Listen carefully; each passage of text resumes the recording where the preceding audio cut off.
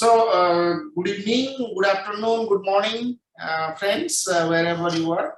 I'm really delighted today to welcome you all to this seminar of webinar series of Spintronics W2S, which we are organizing nearly 22 months now. So I thank all of you for being there and joining this activity. I must express my sincere thanks to Professor Shunsuke Fukami, who has been very kind in accepting our invitation to give this seminar today. Professor Fukami is very well known to our Spintronics community, so probably does not need any introduction, but nevertheless, as a matter of formality, and in particular, we have a lot of young students who may not know him. So for their benefit, I would like to say a few words about Professor Fukami's academic career. So Professor Fukami is a professor and distinguished researcher at the Tohoku University in Japan, in Sendai. His research areas of expertise include spintronics, physics, materials and devices, and their application to integrated circuits and computing hardware. He has received his master's degree in 2005 and doctor's degree in 2012 from Nagoya University in Japan. He has joined the NEC Corporation in 2005 and moved to Tohoku University in 2011. He has received a number of awards for his research, including the JSAP Young Scientist Presentation Award in 2014, the Young Scientist Prize of Science and Technology by the Ministry of Japan in 2015, the Young Researchers Award of the Asian Union of Magnetic Societies in 2018, the Outstanding Research Award of the Magnetic Society of Japan in 2018, and the JSAP Outstanding Paper Award in 2019. So we are really happy and delighted that Professor Fukami is here. So Professor Fukami, most welcome to the seminar on behalf of my team. So myself, my co-convener Braj, then my team members, Puspendra, Sakti, Ajar, Soyang, and others. I like to thank you for accepting our invitation and joining this seminar. And I again thank everyone for joining here. I like to just mention that during the seminar, we don't take any questions. So if you have a question, kindly write that in the chat box or just raise hand. And at the end of the lecture, we can have the question answer session. I have to make a small announcement that at the end of the lecture, we will take a group photo. So probably I would request Professor Fukami to stop sharing so that we can take a group photo, and then he will share his screen and we will take the question answer. So with this, now I invite Professor Fukami to start his lecture. So looking forward to a lecture. Thank you so much. Okay, thank you very much for wonderful introduction. So, my name is Shunsuke Fukami of Tohoku University, Japan. So, first of all, I'd like to thank Professor Vedanta and other members who organizes this wonderful seminars. So, the title of my today's seminar is Stochastic Magnetic Tunnel Junctions from Device Physics to Computing. So, this is the flyer of these seminars, and actually I looked over the previous seminars in this series, and I found one seminars which is very close to my seminar. So this one. So Professor Hideo Ono is my previous boss, and he gave a seminar in the last October, and his title was Magnetic Tunnel Junction from Non-Volatile Memory to Probabilistic Computing. So this is very similar to mine's. And so he described general perspectives on the magnetic tunnel junction. So from the physics to applications, and from the non-volatile memory to probabilistic computing. So if you are interested in the broad scope, broad perspective of the MTJs, I recommend that you visit his seminars, which you can find in YouTube. And so today I would like to focus on the stochastic MTJ, so this probabilistic computing.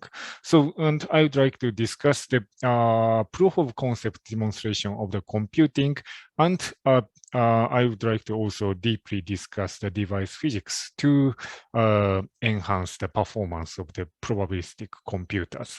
Okay, so let me start. So this is the outline of my talk. So first, I would like to give a brief introduction to the unexplored potential of Spintronics. So the Spintronics already has many unique and attractive properties, which is utilized in, for example, STT MRAMs or GMR or TMR head for hard disk drive. But there are many other unexplored potential of Spintronics, so I'd like to discuss on that and the opportunities that the Spintronics can open, the paradigm Spintronics can open in futures. And after that, I'd like to discuss on the probabilistic computing, and I will show two examples of the proof of concept demonstration of the probabilistic computing. So the first example is optimization problems, and the second one is machine learning. And after that, I'd like to say a few words about the comparison with the other competing computing hardwares. And in the third sections, I'd like to discuss on the device physics and technology. So I'd like to discuss on the fully volatile, so very volatile, so the nanosecond fluctuating stochastic MTJs. So what's the underlying physics and the demonstration of the very fastly fluctuating stochastic MTJs. And finally, I will summarize my talk. Okay, so let me start from the introductions. So let me start from the computationally hard problems or complex problems that the classical deterministic computers are not readily addressed. So the famous example of the computationally hard problems is optimization problems. For example, the traveling salesman problems. So this is a map of the Tohoku region in Japan, and Tohoku University, our university is located around here. And there are many sightseeing spots around in the Tohoku regions, and so in this season, the cherry blossom is very beautiful in Hirosaki Castle. So the traveling salesman problem is that is to find the shortest route to go around these spots once and return to the origins. So this is a famous computationally hard problems, and especially when the number of the spot becomes huge, the deterministic computers cannot find the shortest route. So this is a example of the computationally hard problems. And another example is machine learning. So I'm not sure this is a good example of for the machine learning, but so this is a schematic of the spin glass. So the spin glass contains randomly distributed magnetic atoms whose magnetic moment is quenched to satisfy the interaction between the each magnetic moments.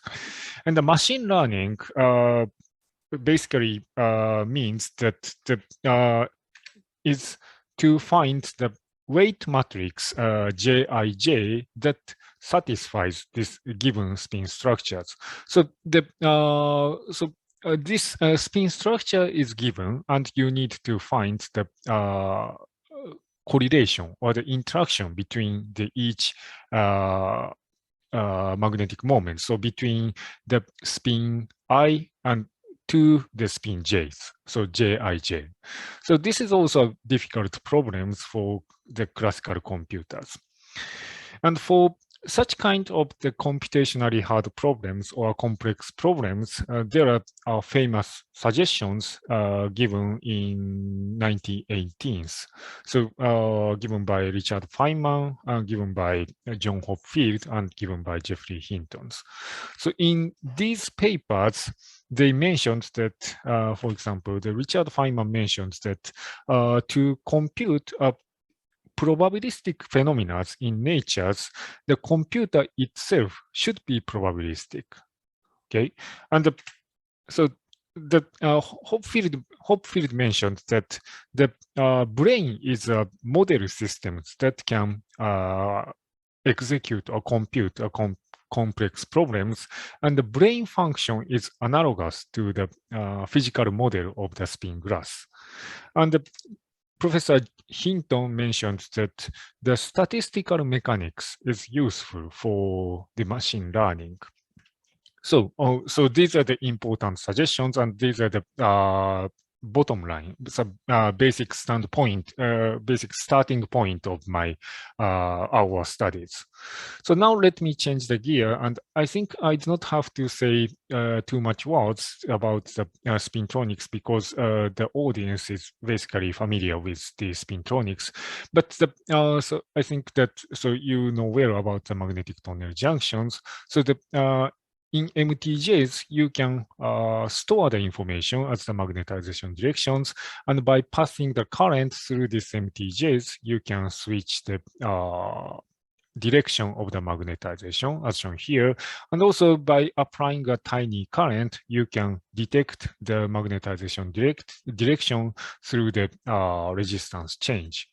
And this MTJs has several unique attributes, attractive properties, including the non-volatility, high-speed operation capability, high endurance scalability, and low voltage operation capability, and compatibility with the backend process. And this feature is very promising to realize non-volatile memories, so-called magnet-resistive random access memories, or the non-volatile logic circuit. And in fact, the STT-MRAM has been commercialized by worldwide megafab companies in the world, including Intel, Samsung, Global Foundries, and TSMCs. And what I'd like to emphasize today is that these properties are already utilized in the MRAMs or non-volatile logic, but the Spintronics has more unexplored functionalities, which includes analog memory functionalities or analog digital tunabilities, and short-term memory functionalities, nonlinearity, and stochastics. So the point of my talk is that by utilizing these unexplored functionalities in addition to these properties, we have a chance to open a new paradigm of the unconventional computing. And so far, there are a few limited examples of the demonstration of the unconventional computing based on Spintronics. So let me introduce some examples. So the first one is the demonstration by our teams. So we several years ago, we found an analog memory devices in which the anti-ferromagnet bilayer structure is used. So the analog state can be recorded by these stack structures. And by using these functionalities as an artificial synapse, we constructed a neural network and applied a Hopfield model to address the associative memories. And we succeeded in demonstrating the associative memory functionalities. And we have also, so based on these studies, we extended the studies and found that these stack structures can mimic the dynamic function of the synapse and the neurons, so the spike timing dependent plasticities and the leaky integrate and fire, so STDP and LIF. So we believe that these are a very attractive building block for the future spiking neural networks. And the third example is demonstrated by European team, French team, and Swedish team. So this is the work done by Julie Glorier's team in Paris, and they demonstrated voyeur recognitions using the 4 connected spin torque oscillators. And this is the work by Johan Åkerman's team, and they did the same work using a spin Hall nano-oscillators. So they succeeded in the synchronization of up to about 100 oscillators. So these are also very promising for the time varying signals like the voil or the motions. So the reservoir computing is also a very attractive target of the Spintronics. And the final example is the stochasticities, which is the main topic of my talk. So by utilizing the stochastic behavior of Spintronic systems, we have a chance to open or to realize a probabilistic computers, which is promising for optimization, machine learning, or invertible logic. So with that, let me move on to the second part and describe the proof of concept of the probabilistic computing. So first, I will discuss on the optimization problem. So we demonstrated the integer factorization based on the probabilistic behavior of the stochastic magnetic tunnel junctions. So let me briefly describe the basic principle of the probabilistic computing. And the basic principle is this well-known Boltzmann distributions. So this equation tells you that the lowest energy state is most frequently observed. So this is a very essential point of these equations. And this is the indeed the basics of the probabilistic computing. And by the way, this equation also tells us that the lowest energy state should be observed by decreasing the temperature to 0. And this gives us the principle for the quantum or simulated annealing. So let me elaborate. The procedure of the probabilistic computing.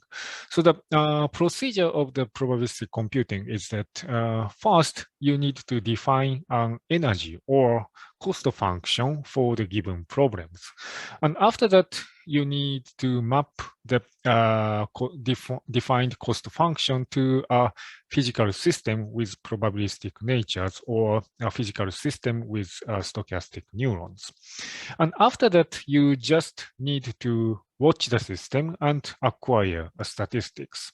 And finally, you can obtain the answers for the given problem as the most frequent state. Okay, so let me explain schematically. So let me first explain the quantum or simulated annealing. So now you have some problems. Then you can define the cost function as shown here. And then for the annealing scheme, you need to reduce the temperature gradually, and then your systems converges to the lowest energy state through the quantum tunnelings and the other simulated annealing techniques.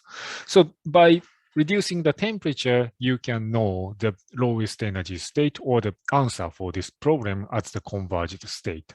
So this is the basic procedure of the annealing schemes.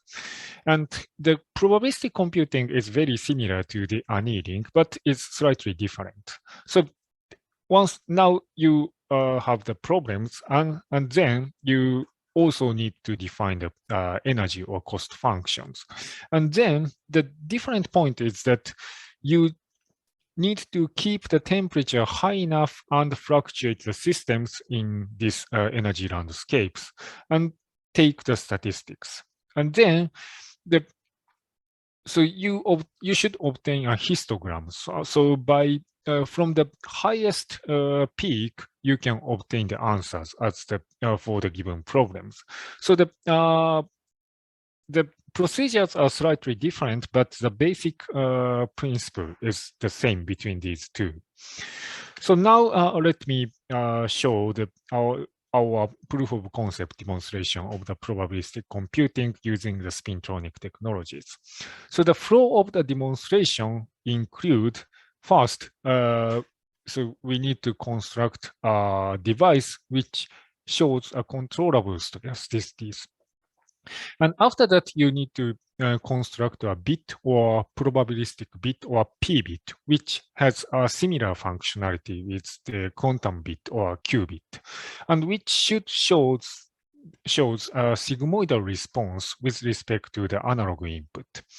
And once you created a probabilistic bit, you next need to construct a probabilistic circuit or P circuit, in which the probabilistic bit is connected with the synaptic weight logics. And finally, we need to come up with a cost function or the algorithm that to solve the given problems. And in this study, we chose integer factorization as an illustrative example of the optimization problems. And as most of you will know, the classical computers is not good at solving the integer factorizations, and that's why the current data encryption technology is based on this. The current data encryption technology is based on the fact that the classical computers cannot factorize the numbers with a reasonably short time scale. And in fact, in 10 years ago, the state-of-the-art classical computers took about 2.5 years to factorize large numbers. And also, as most of you know, the classical computers can solve the integer factorizations with the polynomial time using the Shor's algorithms.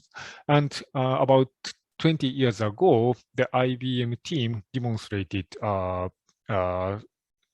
factorization of 15 to 3 by 5 using 7 qubits with nuclear spins.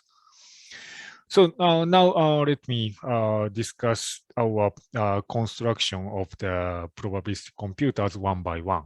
So first, I will discuss the stochastic device. So as I mentioned at the beginning, magnetic tunnel junction is the heart of the current MRAM technologies.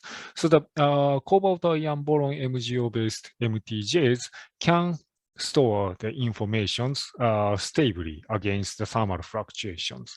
So this can be done by designing the energy barriers high enough, again, with respect to the thermal fluctuations. And in fact, in about 10 years ago, our team found good materials, cobalt ion boron MgO with perpendicular easy axis that can satisfy the several requirements simultaneously for non-volatile memory applications. But for the probabilistic computers, we need to increase the transitions between these states, and this can be easily done by just reducing the energy barriers between these two states. And this can be done by just increasing the thickness of the cobalt ion boron.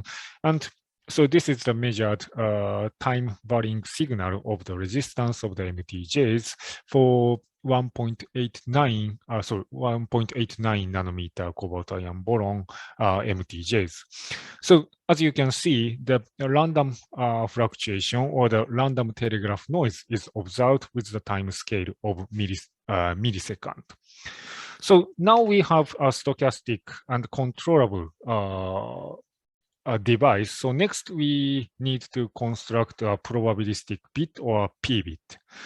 And this shows the unit circuit of the probabilistic bit, which was proposed by Kerem Kamsari, our collaborators in Purdue University at the time and UCSB now.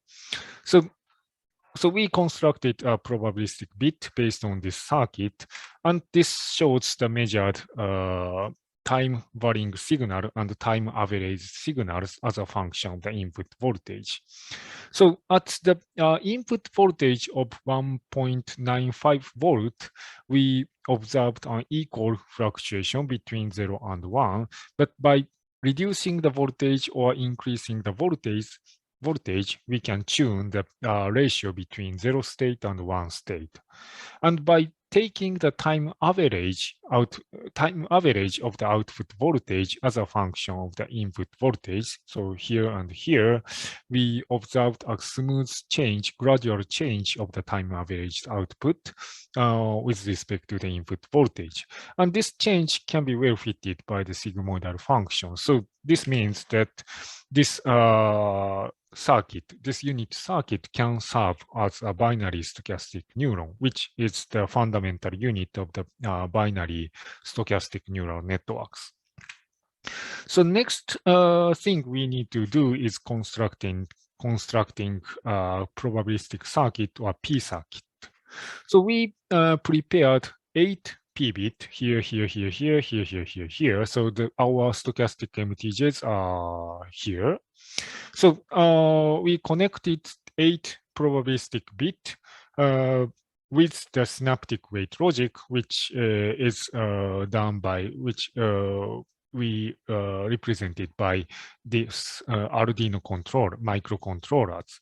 So in this probabilistic circuit, each p-bit fluctuates in time, its state in time independently, but and depending on the state of each p-bit at each time, the microcontroller calculates the input signal to the each p-bit for the each state at each time. So the input changes with time, and we just observe the state of the p-bit for several times, for some times. So finally, let me explain the cost function for integer factorizations. So this is the cost function or energy to solve the integer factorizations. So the large F denotes the number which we would like to factorize. So the large F is given, and the large X and large Y are the factor we would like to find. So this is given, and this is the answers we need to find. So as you can easily understand, once the XY becomes F, the energy becomes lowest. So by using this cost function, we should solve the integer factorizations.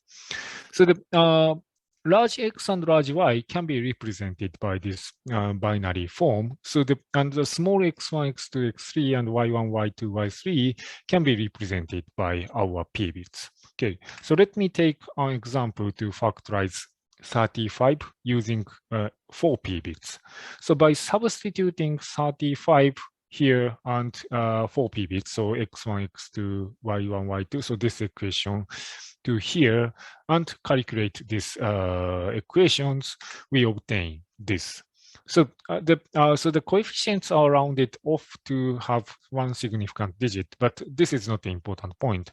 And one important point here is that this energy or cost function has 3-body interactions and 4-body interactions. And in general, such many-body interactions are not favorable for the quantum annealing machine, because for the quantum annealing machine, the qubit should be correlated with each other in the neighboring qubits.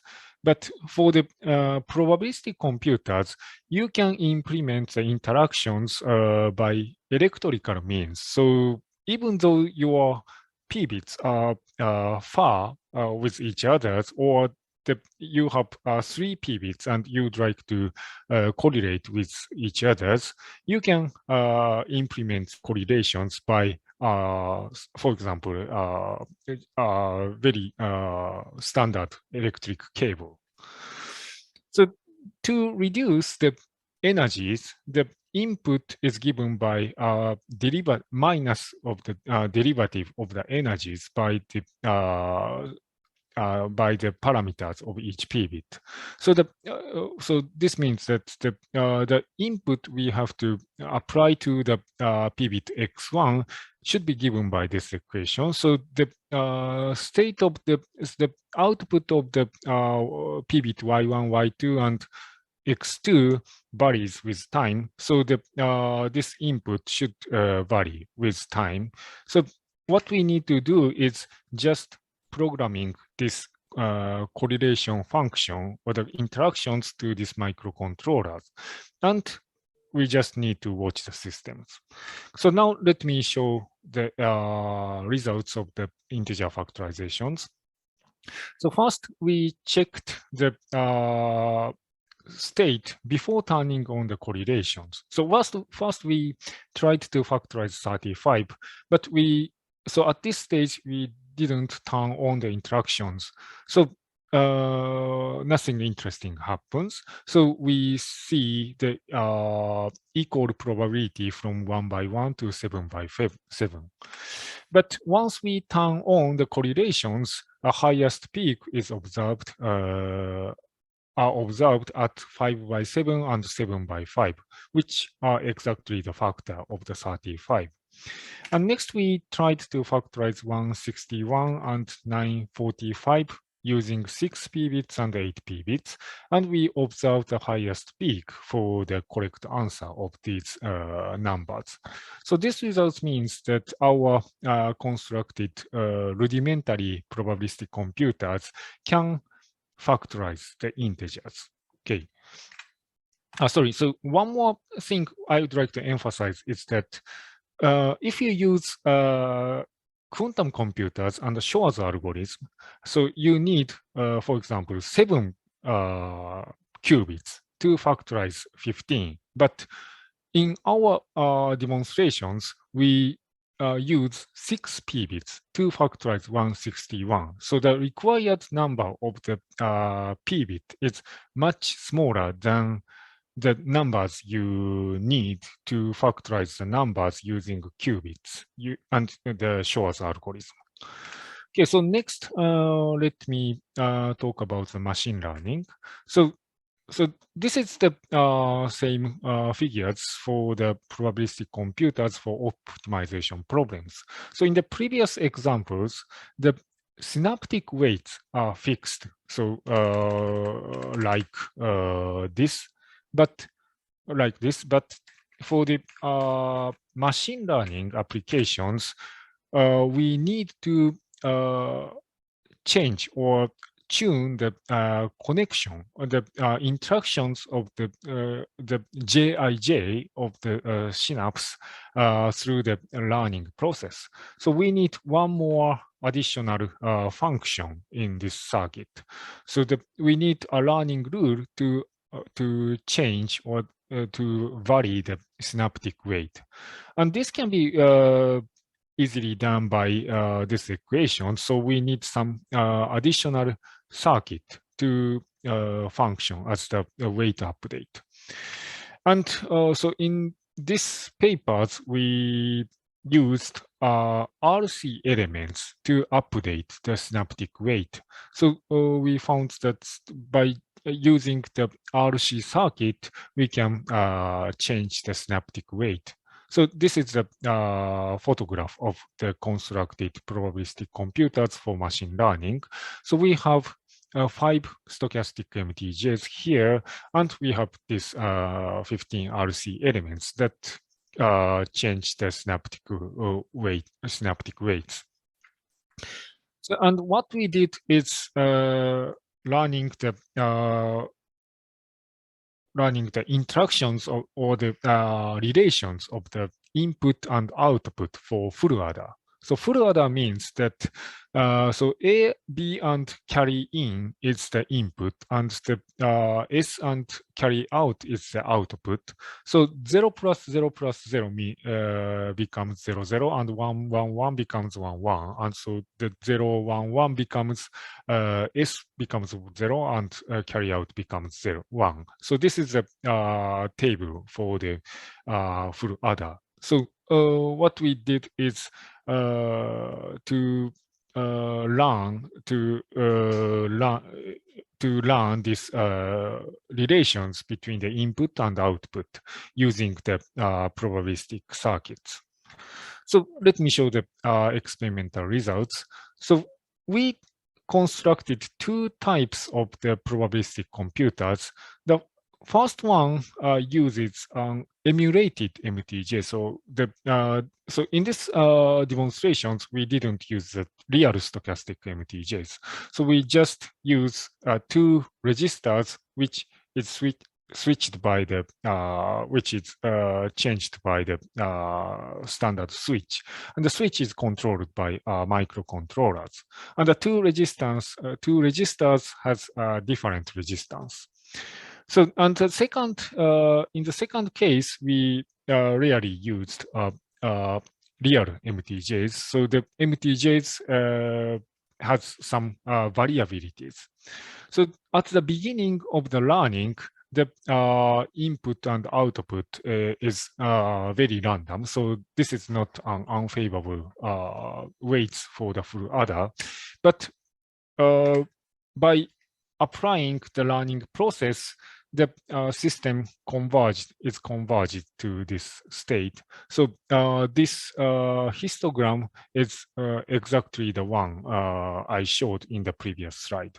So the 000 is 00 and 111 is 11, and so the 110 is 10. So this is exactly the histograms we would like to have.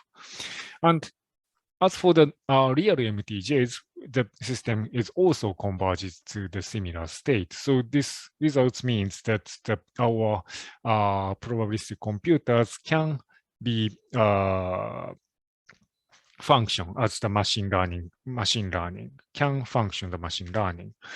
And this shows the Kullback-Leibler divergence as a function of the time. So Kullback-Leibler divergence means that the distance of the distributions from the ideal state. So at the beginning, the KL divergence is large, but it is converges to lower values. And so through the learning of about 1,000 seconds, both the ideal and non-ideal MTJs can converge to a low state. So these results means that both MTJs learn the weight of the full adder, and the learning can counter the variation of the each p-bits. And this shows, so this is not an important slide, but this shows the time evolution of the synaptic weight. So so in the RC circuit, so the ideal and non-ideal case is converges to different values. So this means that this means a hardware-aware learning. So because in two examples, the used hardwares are different, but converges to same divergence. And if we look at the individual synaptic weight, it converges to different values, but in the total systems, it can learn the weight of the full adders. So so this is the results of the machine learning. So next, let me say a few words about the comparison with other computing hardwares. So let me first compare with the quantum annealing machines. So compared with the quantum annealing machine, our probabilistic computers can clearly operate at room temperature because the thermal fluctuation is necessary to operate our probabilistic computers.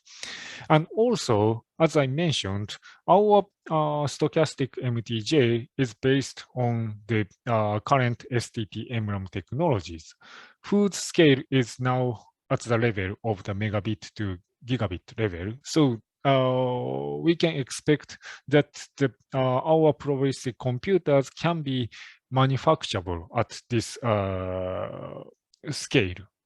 And also, as I mentioned, the probabilistic bits can be correlated by electrical means. You can basically implement various correlations, even including the many-body interactions. And also, you can also realize the probabilistic computers using the standard CMOS technologies, but you need to be aware that the CMOS is inherently a deterministic element. So to generate a random number, you need to pay a large cost in terms of the energy and number of the transistors.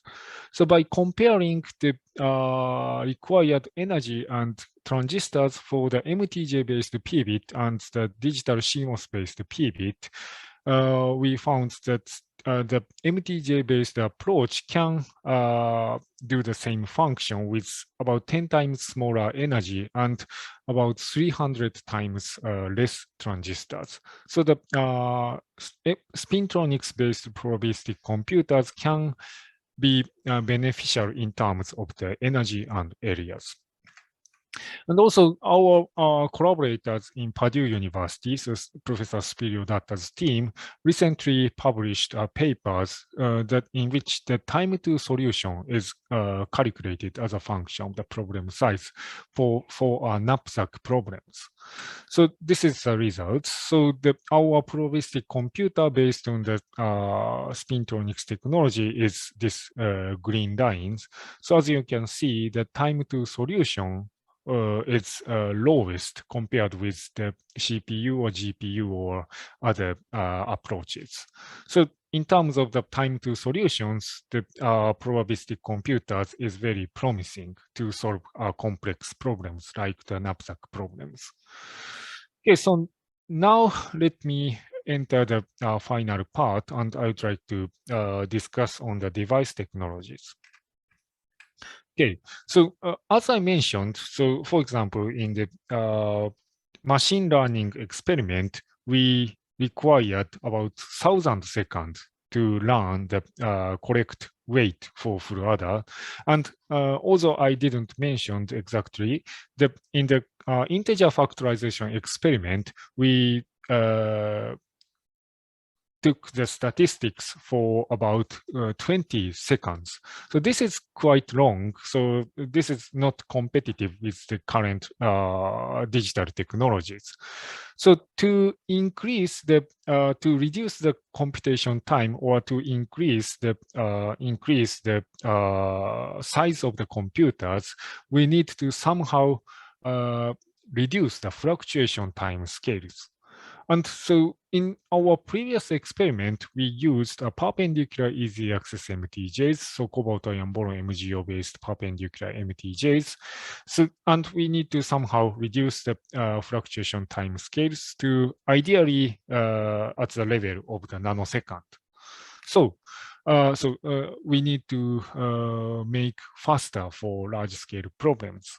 So I guess that most of you think that to reduce the retention time or relaxation time, I guess that most of you think that we can achieve the reduction of the relaxation time by reducing the thermal stability factor or the energy barrier between these states.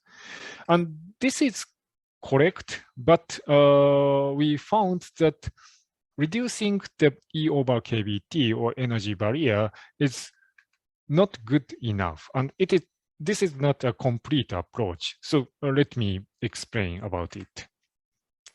So we performed numerical calculations for the perpendicular easy access MTJs and in-plane easy access MTJs.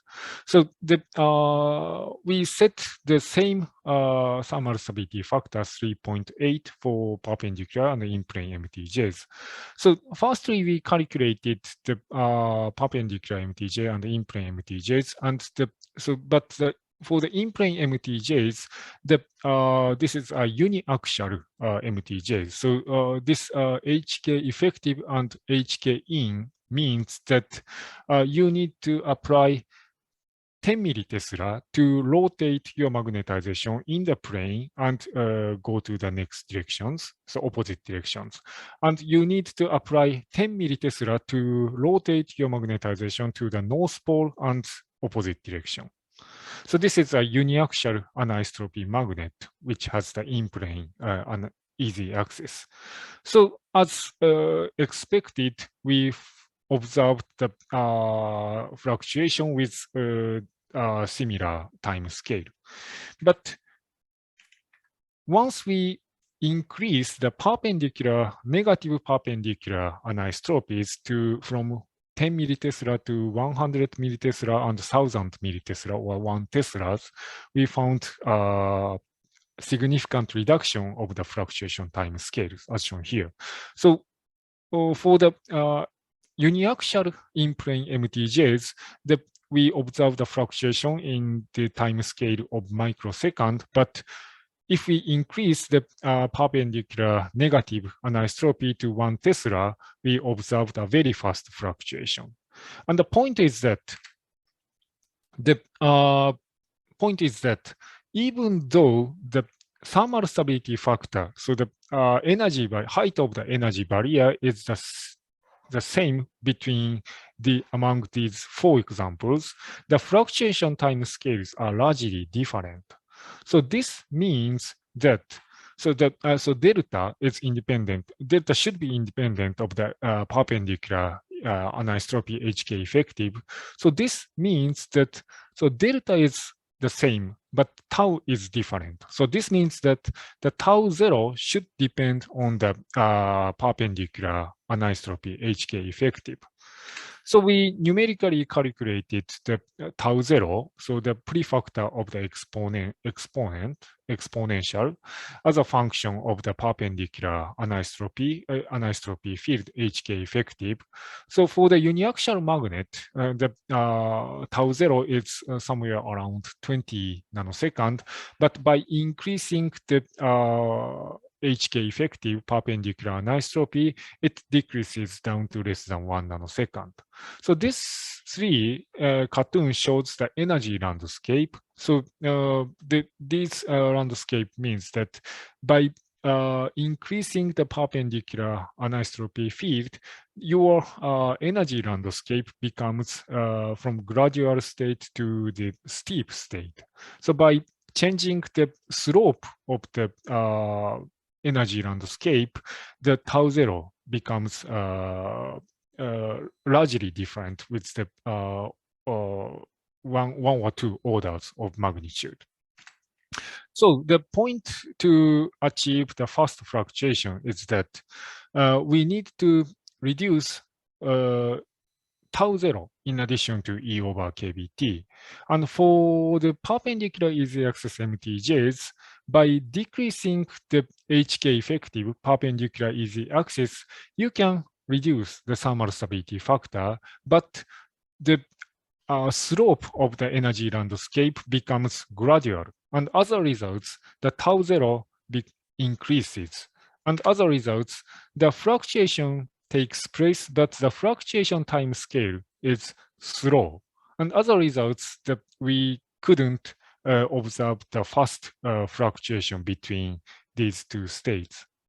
However, in contrast, for the in-plane MTJs, by decreasing the in-plane anisotropy field and increase the negative perpendicular anisotropy field, you can simultaneously decrease the E over KBT and tau 0. And as a result, we should observe the very fast fluctuations and so very fast transition between these 2 states. So based on this finding, we prepared an in-plane easy access stochastic MTJs. So this is the stack structures, and this is the top plan view image of the fabricated MTJs.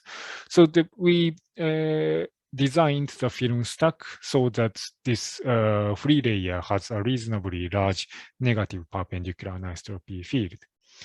And this shows that so this shows the measurement circuit to observe the nanosecond random telegraph noise, and this shows the observed random telegraph noise. So as you can see, the horizontal axis is in the unit of nanoseconds. So in contrast to the results of the perpendicular easy access MTJs, in this in-plane easy access MTJs, we observed the random telegraph noise in the time scale of nanosecond.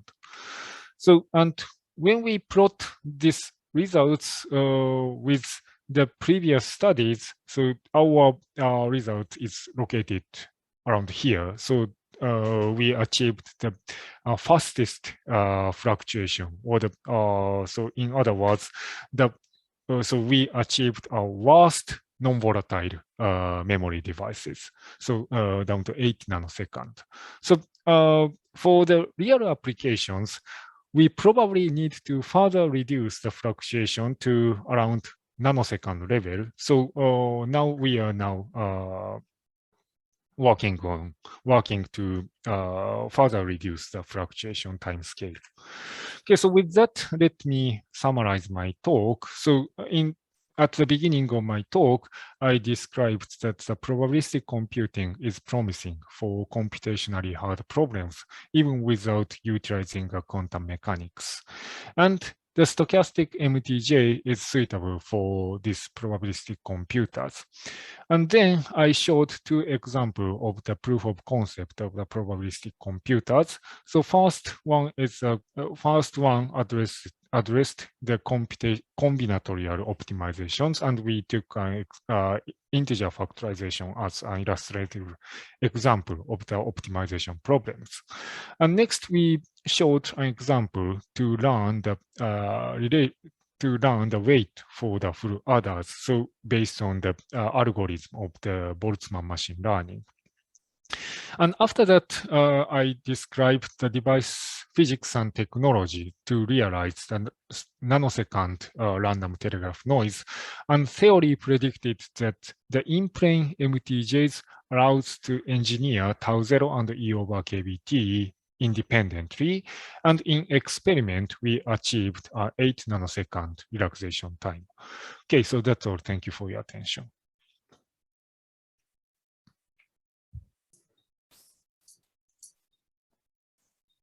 Yeah, hello. Very nice. So thank you so much for your excellent talk. Thank you. Really nice to see how this probabilistic computation is the future in a way. And that's very nice of you. Thank you so much. So maybe I would request you to stop sharing the screen for a second. Oh, okay. And I request all of the participants to switch on their cameras. And we will take now a group photo. So kindly switch on your cameras.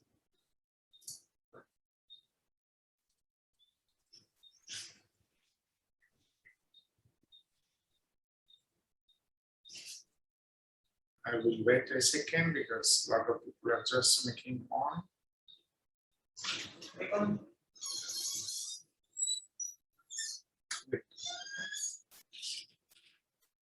Okay, so I will take now a photo. Smile.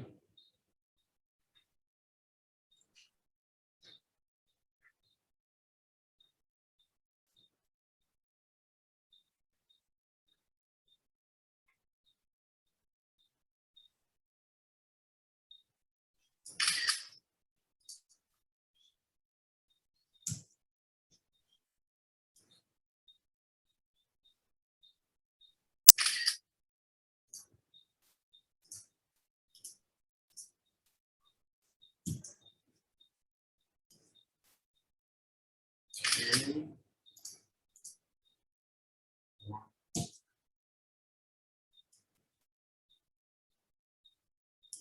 All right, so you can now switch off your camera. And Professor Fukami, I request you to share your screen again. Okay. Thank you all for kind cooperation. Okay. So it's time for question and answer. Yeah, so maybe I can start with, I don't see anybody. Okay, Andreas Berger has a question. Andreas, please unmute and ask. Hello, everyone. So thank you very much for your very interesting talk. I really enjoyed that and I learned quite a bit. Maybe I have a number of questions, but maybe I start with the last one, to the last aspect of your presentation. Mm-hmm. So I understand that the in-plane magnetized nano oscillators, you using the DMAC field to get the strong perpendicular anisotropy. But did you also use a shape anisotropy to get the in-plane anisotropy? And what is the kind of long-term, if that's correct, what's the long-term vision on that? Because I assume that as you downscale this becomes very difficult to control. I understand. So, so this is the top view of our MTJ. So we use a shape anisotropy to define the easy axis. But so I believe that, so as you mentioned, that by reducing the size, the variability among the devices becomes large. But one thing I would like to emphasize is that we do not have to ensure the data retention. So for the non-volatile applications, by reducing the size, the energy barriers becomes low, so it becomes no more non-volatile. But for these probabilistic applications, we do not have to care about the non-volatilities. So even though you reduce the size, I believe that this in-plane MTJs can functions or reasonably, even using the shape anisotropy. So did I answer to your question? No, this is exactly my question. Okay, thank you. I was just wondering if then you get a very large spread in the tau zero, which then of course makes it difficult to operate multiple. But the tau zero is determined by the perpendicular anisotropy. It is determined by the stack structure. It is not determined by the shape. So the tau zero, I believe that so in principle, the tau zero is insensitive to the shape. Okay. But the frequency itself, of course, will also reflect the in-plane anisotropy, and then you have some variability. But I guess there is a level that's acceptable. I agree that it's a very important point. So the variability is a very important question we have to address for the viable probabilistic computers. So are you looking at anisotropy? Crystalline anisotropy in plane as a solution for this, or this is not pursued presently? We have not thought about the crystalline anisotropies, but the one good thing of the using cobalt ion boron is that we can use the same manufacturing line of the current STT MRAM. So by using cobalt ion boron, we do not use the crystalline anisotropies, but can work. Okay. Thank you very much. Okay, thank you so much. I just wonder, I have a question. In this device structure, wherever the slide is now, you have taken cobalt iron boron. So the amorphous nature of the ferromagnetic layer, or if you take a perfectly crystalline ferromagnetic layer, does it somehow affect the device performance in terms of the probabilistic computing? Firstly, we didn't examine the crystalline structure of our MTJs that was used for the probabilistic computing. But from our experiences, we annealed the samples at 300 degrees Celsius. So we believe that the cobalt ion boron is crystallized to BCC structures, and MgO is crystallized into FC structures. Okay. So it is not polycrystalline, rather it is single crystalline. So it is single crystalline, yeah. So it's depend on the definition of the single crystal, but I think that we use a silicon substrate, so it's polycrystal. It should be polycrystalline because you are annealing. Otherwise, it would have been just amorphous. Okay. Okay. I think Andreas has another question. Yeah, Andreas, please go ahead. I don't want to absorb the whole discussion, but I have a number of questions actually. In your simulation where you showed the advantage of the kind of in-plane anisotropy, oh yes, as you go to faster and faster switching, you can also see that you get a very substantial azimuthal spread of the state, right? It's not really just sitting in the minimums. It's not really okay. stable, but you're really exploring the whole phase, or not the whole, so but you mean that the phase space. So you mean that our magnetization is no more confined to either of two states? Yeah, it's not binary really. It has a certain azimuthal direction, and if you want to go yet faster, probably that spread will get worse. Does that impact the functioning of the device at all? Yeah, thank you for important questions. And my answer is that it's not so serious issue. So as you mentioned, for the in-plane MTJs, or by reducing the energy barrier, the MTJs it should fluctuate from either of the two states. But even in such a case, the probabilistic computers can work correctly. So it's not a serious problem. Okay. Okay. Even down to the, if you want to go to the nanosecond time scale. Yeah, I think so. Ah, okay. That's, I guess you help by the fact that you see the cosine, right? So you're not very sensitive to the angle. Okay. And if there's no other question, I'll be happy to ask yet a third question. Please. I think you mentioned at the very beginning, I think it was view graph number 14, that one of the key ingredients is that you have a sigmoidal response. Yes. Now the data, if you allow me, didn't look like that good a fit to sigmoidal response. So the question is that deviation, well, if you have a few bits, it may not matter, but if you have millions of them, does the actual shape that you have, which is not exactly sigmoidal, matter? It's a sharp question. And indeed, we have some deviation from the ideal sigmoidal curve. But the point is that the important ingredient is that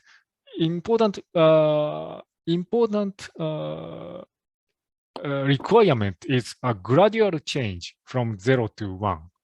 And the shape, whether it is close to sigmoidal function or not, is not so important, in fact. So you can compensate the deviation from sigmoidal by the voltages or I think so. So at this moment, I think that this is not so serious problems, but we need to study it in deeply in future. Yeah, I would assume that for a few bits, it doesn't really matter. But I mean, once you are synchronizing or working with millions of them, the exact functional form that deviates from the presumed sigmoidal form could possibly matter. That's important point. But one thing I would like to also mention is that this probabilistic computer is at the end of the day machine to find approximate answer. So it's not suitable to find the exact solution. So for such a approximate machines, I believe that this small deviation from the ideal sigmoidal function is not so serious. But that's an important challenge. Yeah, thank you. Thank you, Andreas. Yeah. Are there any questions from anybody else? Kindly raise hand. Yeah, happy to take it. Well, I don't see any more questions. So I think the talk was very clear. and already a lot of nice discussion happened. So I would like to request you, Fukami-san, to stop sharing. I like to share my screen to present you a small token of appreciation. Okay. Do you see my screen? Yes. Okay. Thank you. So on behalf of my W2S team, I like to present this digital memento. I hope soon or later in future, I like to welcome you in our campus in Mysore, which is very nice. And we can meet either in Sendai or in Bhubaneswar. Yeah, me too. But for the time being, let's thank each other, or let's thank actually you by this memento from our team. So the W2S seminar, webinar series on Spintronics, National Institute of Science, Education and Research, Bhubaneswar, India, takes pleasure in presenting this plaque to Professor Shunsuke Fukami from Tokyo University, Sendai, Japan, in recognition and appreciation for being a valuable speaker to give a lecture on stochastic magnetic common junctions from device physics to computing. So thank you so much for this excellent talk. Yeah, thank you. All of us, thank you. And I also thank all of you. So see you next week in the W2S seminar. Until then, so have a nice evening or a nice day wherever you are, and see you next time. Thank you so much. Thank you. All. Bye, Andreas. Bye. Bye-bye. Thank you so much, Professor Fukami. Bye-bye. Bye-bye. Bye all.